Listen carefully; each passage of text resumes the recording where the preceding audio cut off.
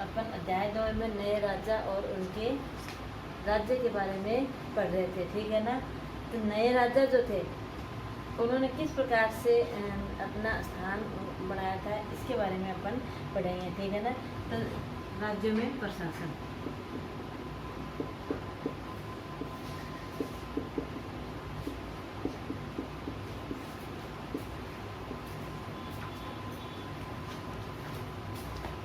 नए राजा जो होते थे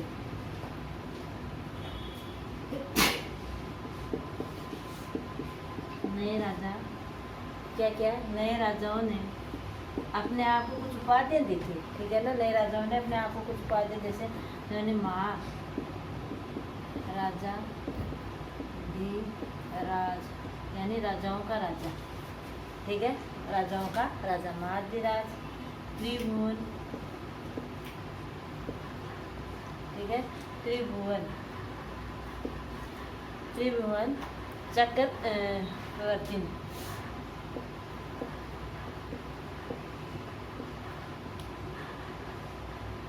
इस प्रकार से जो नए राजा वो अपने आप को क्या दे रहे थे, उपाधियाँ दे रहे थे। महाराजा धीराज यानी राजाओं का राजा, त्रिभुवन चक्रवर्ती यानी तीन भुवनों का स्वामी,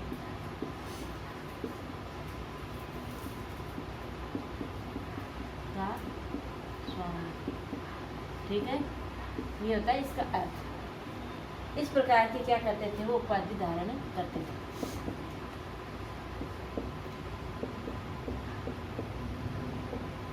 ठीक है, उपाधि धारण करते थे। इसके पश्चात जो सामंत होते थे, सामंत किसान व्यापारी, सामंत किसान व्यापारी ब्राह्मणों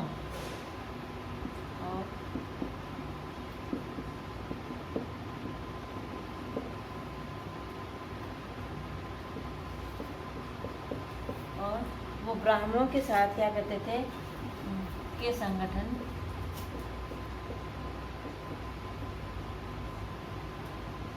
के साथ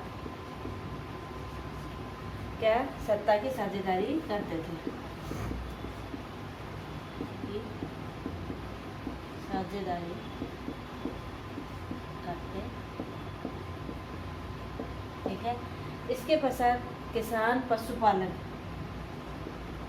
किसान पशुपालन और कारीगरों के संसाधन से,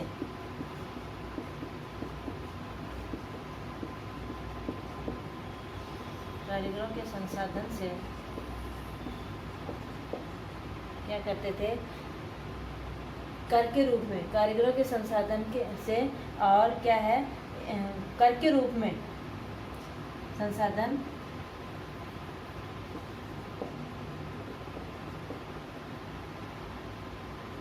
इकट्ठा करते थे।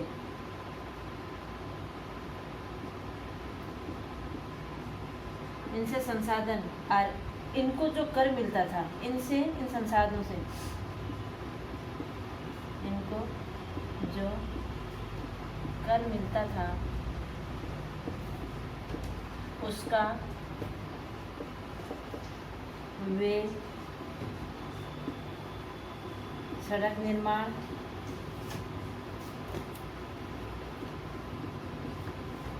सेना,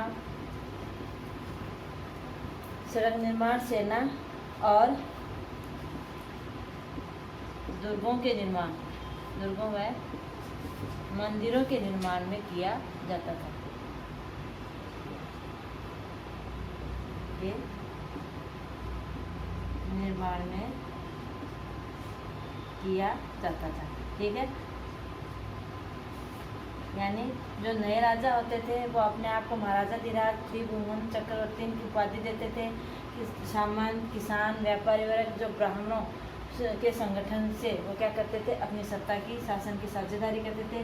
किसान पशुपालक उस समय के जो व्यापारी वर्ग थे उन सभी से वो क्या है, संसाधन इकट्ठा करते थे और कर लेते थे। जो कर मिलता था उसको, उसका वे सड़क निर्माण में, सेना में, दुर्गों और मंदिरों के निर्माण में करते थे। और ऐसा करने से वो ये सोचते कि जो ज़्यादा जितना ज़्यादा खर्च करता वो राजा उतना ही शक्तिशाली माना जाता था। जिसके पास सेना ज़्यादा होती थी वो सब शक्तिशाली मानता था।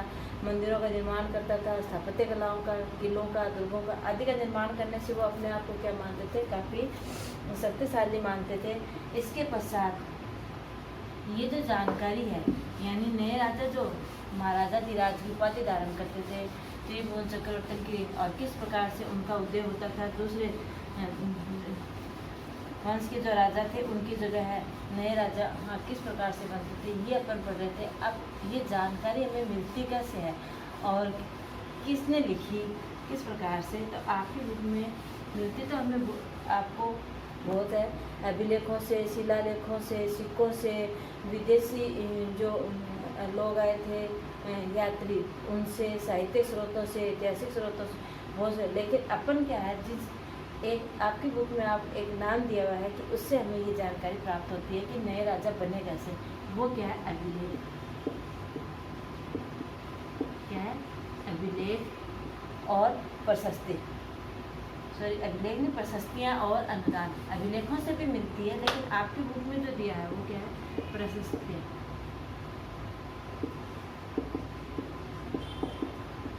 प्रशस्तियों से, ठीक है।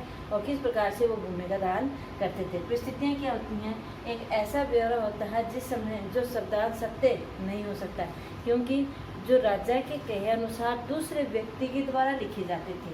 उनके दरबार में जो लेखक विद्वान गण होते थे वो इस प्रकार से और एक शासक की जीवनी के बारे में लिख सकते थे, तो और फिर उनसे उन प्रशस्तियों को देख करके अलग भाषाओं में अनुवाद किया गया, दूसरी भाषाओं में लिखा गया। तो जैसे जो समय जिस समय जो बात घटना या उनके शासन की जो शासक के जीवन की जो जानकारी थी उसका एक सबसे सत्य नहीं कहा जा सकता। क्यों? क्योंकि इसमें खूब सारे क्या आ जाते हैं, फेर बदलाव कर दिए जाते, परिवर्तन हो जाते थे। इसलिए इसे क्या है, ऐसे ब्यौरे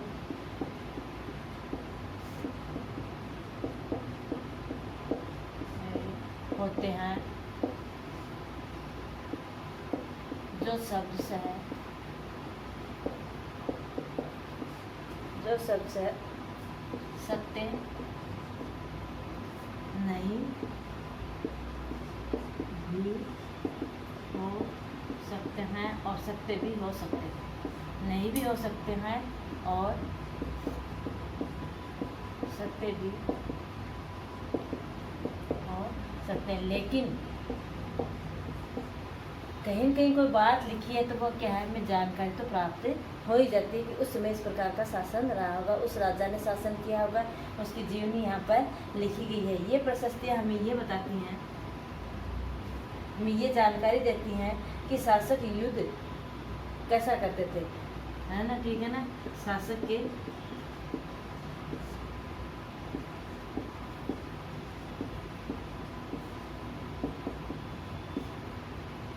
के बारे में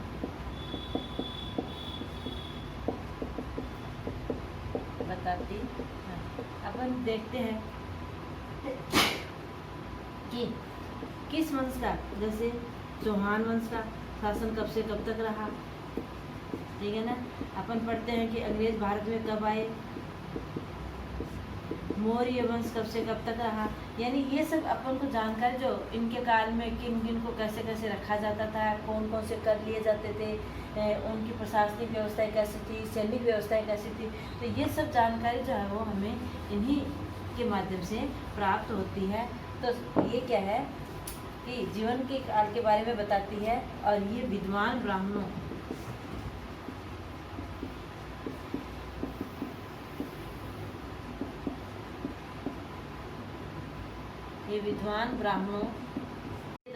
ब्राह्मणों के द्वारा रची जाती थी। हैरिसेन ने कौन सी प्रशस्ति की रचना की थी, प्रयाग प्रशस्ति की। इस प्रयाग प्रशस्ति में किसका उल्लेख मिलता है, गुप्त वंश के शासक समुद्रगुप्त के विजय अभियानों का उल्लेख मिलता है। फिर दूसरी जो प्रशस्ति पाई गई थी वो कौन सी, जो आपकी बुक के अंदर उदाहरण दे रखा है, ग्वालियर प्रशस्ति का।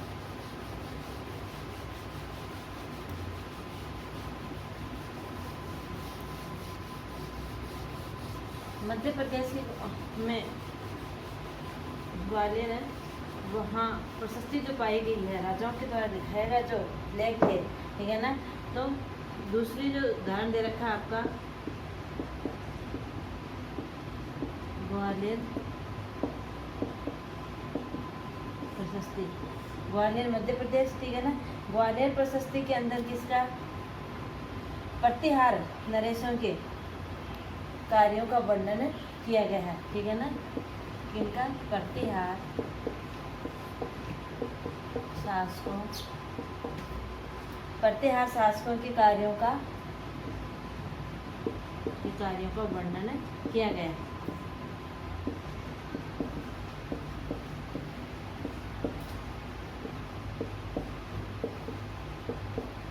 ठीक है, प्रतिहार शासकों का वर्णन इस प्रकार से कि वर्णन कि वे भी राजा थे, ठीक है। आंध्र प्रदेश में आंध्र, ठीक है, सिंधव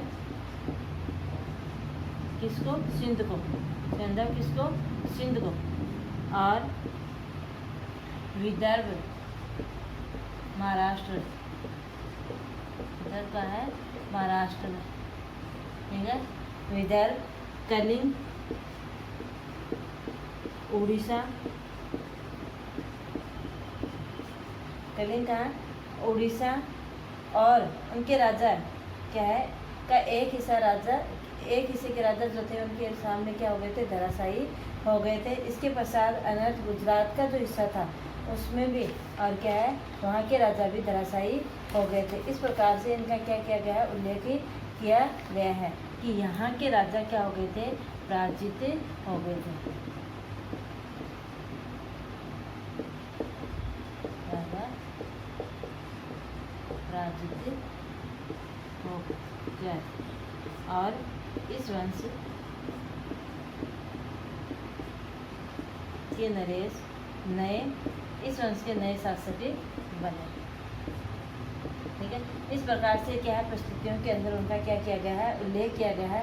राजा जो होते थे वो ब्राह्मणों को पुरस्कार के रूप में, अब देखो भूमि अनुदान, यानी ये जो राजा होते थे वो क्या देते थे, अनुदान के रूप में खुश होकर के उस क्षेत्र से जितनी लगान आती थी, उस क्षेत्र के ऊपर अधिकार होता था, वहाँ से खुश होकर के और क्या देते थे, अनुदान, भूमि का अनुदान दिया जाता था। क्योंकि प्रशस्ति कौन लिखते थे, ब्राह्मण विद्वान, ठीक है। तो राजा खुश होकर के ब्राह्मणों को क्या देता था, राजा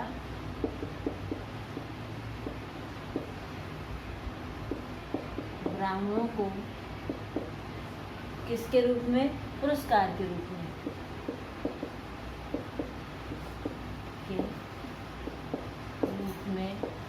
किसका अनुदान देता था, भूमि का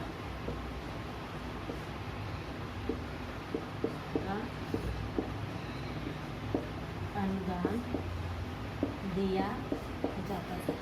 अब देखो ये जो भूमि दी जाती थी अनुदान में, उसमें भी उल्लेख होता था कि कौन कौन से क्षेत्र की भूमि दी गई है, उस भूमि में क्या क्या है वर्तमान में, आगे वो क्या क्या कर सकता है, उस बात का भी उल्लेख किया जाता था। इस प्रकार से क्या है, प्रशस्तियों से ये जानकारी प्राप्त होती थी। फिर ताम्रपत्रों पे और क्या, ताम्रपत्रों के द्वारा अभिलेख भी होते थे, भी अभिलेखित होते थे।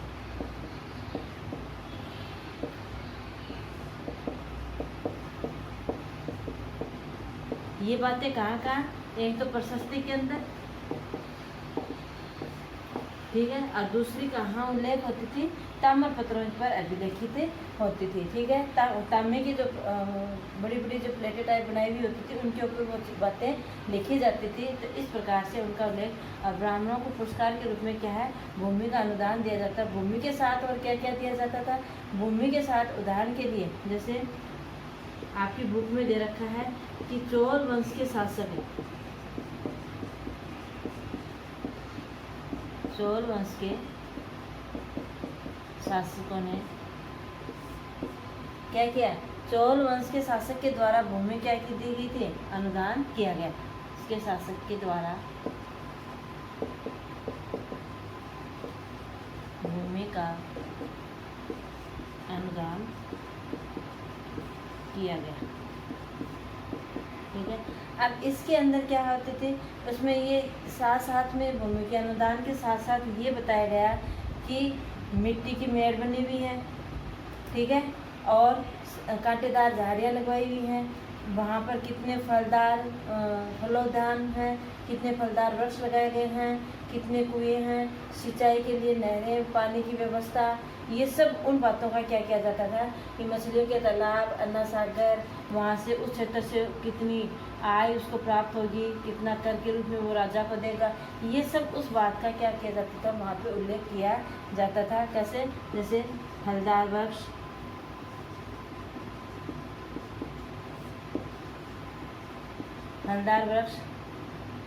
फिर पेड़, कुएं, तालाब, चारागाह है कि उस क्षेत्र में कितनी भूमि चारागाह की है, कितनी भूमि कृषि योग्य है,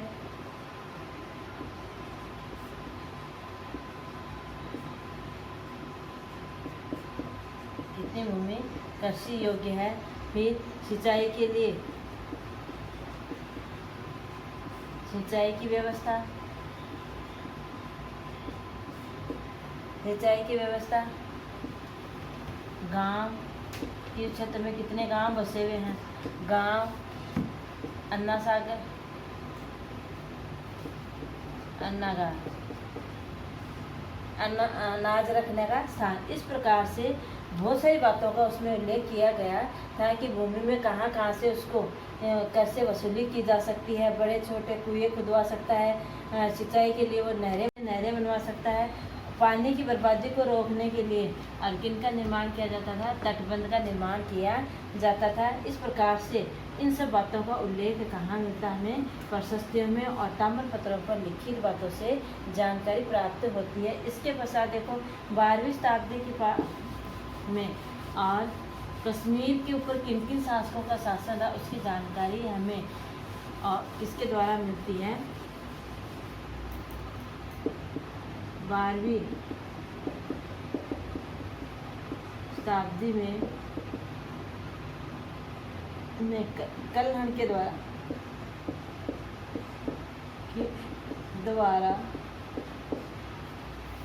क्या लिखी गई? रासतरंगिणी। संस्कृत के अंदर रासतरंगिणी काव्य लिखा गया, ठीक है ना। रासतरंगिणी काव्य लिखा गया जिसमें किसकी जानकारी मिलती है? इसमें कश्मीर के शासकों की जानकारी प्राप्त होती है, जानकारी प्राप्त होती है। आपको बात ध्यान में रखना कि प्रशस्ति की परिभाषा क्या है और प्रशस्ति में कौन कौन सी बातों का उल्लेख किया जाता था और किस प्रकार से राजा भूमि का अनुदान करके जो ब्राह्मण पंडितों के द्वारा, विद्वानों के द्वारा जो प्रशस्तियाँ लिखी जाती थी उनको वो पुरस्कार के रूप में भूमि का अनुदान करते थे। भूमि का अनुदान करने के पश्चात में उन सब बातों का उल्लेख भी किया जा सकता था कि किस प्रकार से उनमें क्या क्या व्यवस्थाएं बनी हुई हैं, कौन कौन से उसमें गांव हैं, इन सब बातों का उल्लेख किया हुआ होता था। इसलिए आप अगर कहीं आपको कुछ समझ में नहीं आया तो आप कमेंट बॉक्स में लिख के पूछ सकते हैं।